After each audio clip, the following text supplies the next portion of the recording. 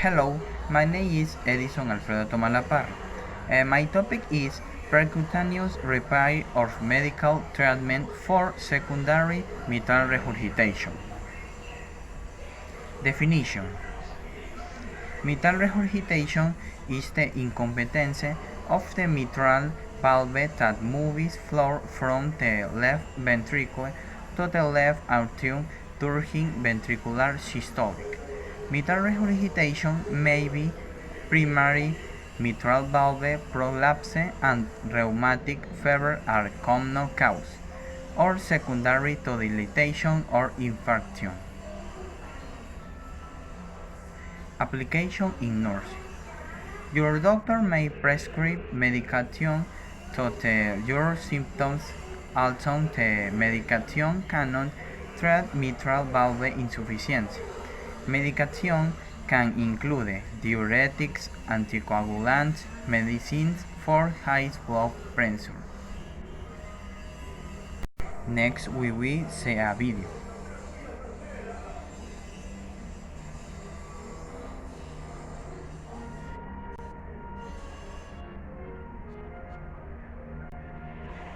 Final slide on mitral regurgitation.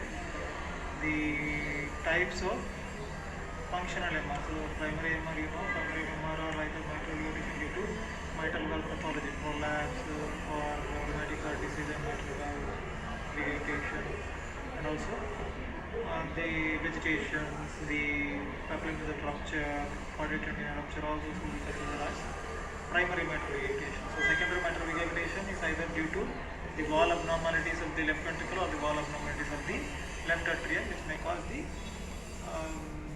annulus to dilate. So tethering and the inability to coaptation is what is the basic physiology. So here is the functional MR type 1, where congestive hypertrophic heart disease, that is hypertrophic disease. Here LVH causes an absolutely LV remodeling and the eccentric LVH appears, and that's how the mitral regurgitation happens. Most of the time slightly eccentric. The dilated cardiomyopathy, that is functional MR type 2, is due to dilated cardiomyopathy. Dilated cardiomyopathy is one of the scenarios where the functional MR is most of the time is central. Central ischemic jet will be having the mitral regurgitation is primarily due to the annular dilatation. Functional mitral regurgitation type 3 is ischemic cardiomyopathy post-infection. There is isolated regional motion abnormality of either of the territories, like the central and lateral of the infero-basal territory. Accordingly, there will be dilatation of the PML or AML tethering will occur, and there is a difficulty in coaptation, and accordingly there will be either eccentric posteriorly or anteriorly hitting jet will be there. The last one, functional MR type 4, is most of the time seen atrial fibrillation. Because the chronic atrial fibrillation, there is huge dilatation of LA, and in turn it will dilate the annulus of the LA, and it will cause a huge eccentric MR of the LA. So you can see that the LV is appears to be normal when compared to LV dilatation and regional wall, like limited to one of the regions. In the region wall of abnormality, the concentric LV, the LVH in the type 1 and the dilated cardiomyopathy type 2 in type 1, type 2, type 3. Pros and cons. It has no front signs, it is case, it is a design. Cons may present dyspnea, fatigue, weakness, edema, and cardiogenic shock, hypotension with resulting multiple organic failure. Next, we will see a video.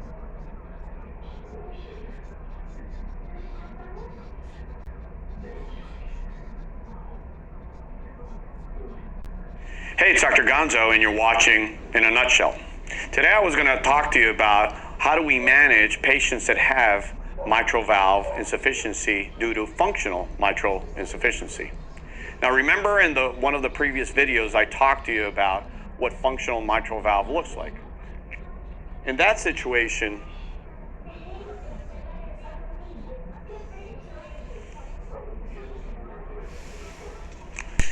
the walls to which the mitral valve attached to has stretched out, causing the mitral valve to shift from this point to this point, allowing for a gap to occur between the two leaflets of the mitral valve. What that means is that blood, rather than moving in this direction, blood starts leaking back to where it came from, which is the left atrium and the lungs, causing conditions like we call congestive heart failure. Now, the solution for this type of problem is kind of a simple one. What we do is we put a belt around the mitral valve. Now, this is the mitral valve as you would see it in a surgical view. And what we do is we put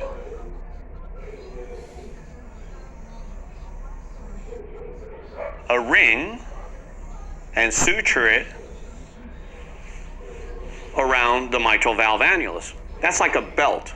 It sort of brings everything back together so that way, instead of the valve being stretched out like this, you reestablish the normal geometry of the valve, allowing for the mitral valve leaflets to kiss again. And that's functional mitral valve repair in a nutshell. Thanks for watching. See you in the next one.